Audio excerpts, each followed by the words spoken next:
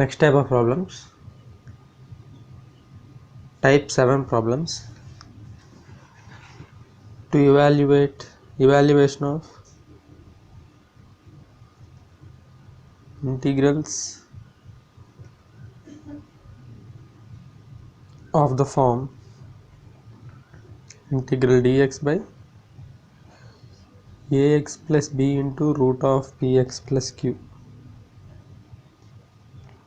Okay, ఇలా ఉన్నప్పుడు integrals ఎలా ఎవాల్యుయేట్ చేయాలి, ఎలా ఉన్నప్పుడు evaluation of integrals of the form integral dx by ax plus b into root of px plus q.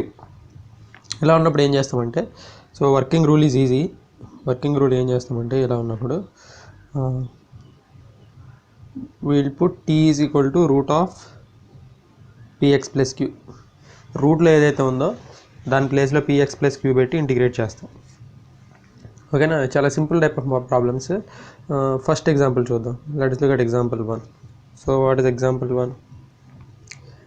Integral dx by 2x plus 3 into root x plus 2. Integral dx by 2x plus 3 into root x plus 2. So integral dx by 2x plus 3 into root x plus 2. దీన్ని ఎలా చేయాలి? So ఈ రూట్లో ఏదైతే ఉన్నదో ఆ రూట్ని t అనుకోవాలి. So let root x plus 2 is equal to t. అంటే ఏమవుతుందిరా, x plus 2 is equal to t square. Both sides derivative చేద్దాం. బోత్ సైడ్స్ డెరివేటివ్ చేస్తే ఏమవుతుంది, x derivative is dx, 2 derivative is 0, t square derivative is 2t dt. అంటే dx ఏమైంది, 2t dt. So మరి ఇక్కడ ఇదేమో tలోకి మారింది, మరి ఇది xలో ఉండకూడదు కదా, dx కూడా tలోకి మారింది. సో మొత్తం ఏదో ఒక వేరియబుల్లోనే ఉండాలి, అయితే xలో ఉండాలి లేదంటే tలో ఉండాలి. సో 2x plus 3ని కూడా tలోకి మారుస్తాం. అర్థమవుతుందా? సో ఇది tలోకి చేంజ్ చేసాము, dx కూడా tలోకి మారింది, 2x plus 3 కూడా ఎందులోకి మార్చాలరా, మనం tలోకి మార్చాలి. ఓకేనా, so 2x plus 3 is equal to 2 into x ఏమవుతుందో ఇక్కడ నుంచి x is equal to t square minus 2 కదా, x is equal to t square minus, ఇక్కడ సబ్స్టిట్యూట్ చేస్తే t స్క్వేర్ మైనస్ 2 ప్లస్ 3 అంటే ఎంత అవుతుంది, 2t స్క్వేర్ మైనస్ 4 ప్లస్ 3 అంటే ఎంత అవుతుంది, 2t స్క్వేర్ మైనస్ 1. సో మన గివెన్ ఇంటిగ్రల్ ఎలా రెడ్యూస్ అవుతుందా, ఇంటిగ్రల్ dx అంటే ఏంటి, 2t dt by 2x plus 3 అంటే ఏంటన్నా, 2x plus 3 is 2t square minus 1 into root x plus t అంటే ఎంత, t. Root x plus t అంటే ఎంత, t. ఇప్పుడు మళ్ళీ నెక్స్ట్ ఏం చేయాలి,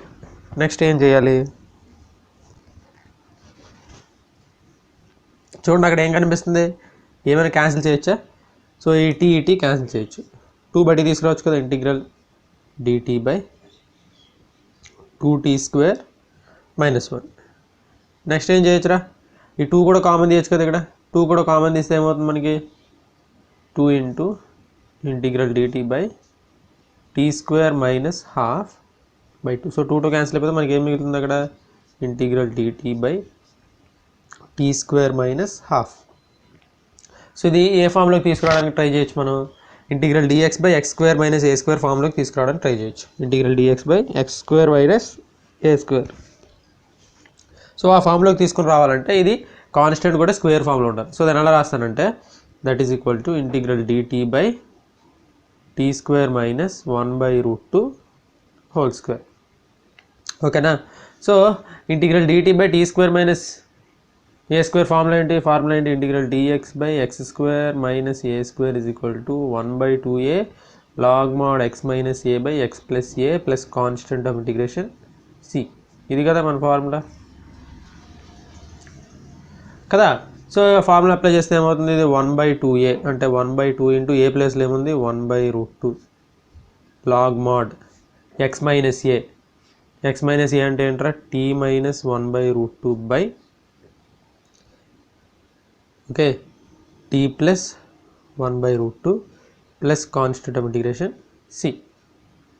సో దాన్ని సింప్లిఫై చేస్తే ఏమవుతుందిరా, సో అపాన్ సింప్లిఫికేషన్ అది ఎలా మారుతుంది మనకి, దాన్ని సింప్లిఫై చేస్తే so that is equal to, so 1/2/√2 ఏమవుతుందంటే 1/√2 అవుతుంది, 1/√2 అంటే 1/2 ఇంటూ 1/√2 కదా.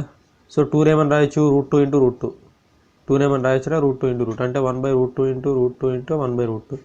సో √2 క్యాన్సిల్ అయిపోతే 1/√2 మిగులుతుంది. లాగ్ మాడ్ ఎల్సిఎం చేసాం అనుకోండి √2t మైనస్ 1/√2t ప్లస్ 1 డినామినేటర్లో ఉన్న √2 క్యాన్సిల్ అవుతుంది plus constant of integration C. ఓకేనా. టీ అంటే ఎంత అనుకున్నాం మనం tea is equal to √x-2 కదా. T is equal to √x+2 T is equal to √x+2 ఇక్కడ సబ్స్టిట్యూట్ చేస్తే ఏమవుతుందిరా 1/√2 into log √2 into √x+2 minus 1/√2 into √x+2 plus 1 plus constant of integration C. ఓకేనా. ఇంకా చేయాలంటే చేయొచ్చు. ఇంకేం చేయొచ్చు √2తో మల్టిప్లై చేసాం అనుకోండి log √2x+4 minus 1/2x+4 plus 1 plus constant of integration C. ఓకేనా. ఇంకొక మోడల్ ప్రాబ్లం చేద్దాం. ఇంకొక మోడల్ ప్రాబ్లం చేస్తే ఇంకా మీకు అండర్స్టాండింగ్ వస్తుంది.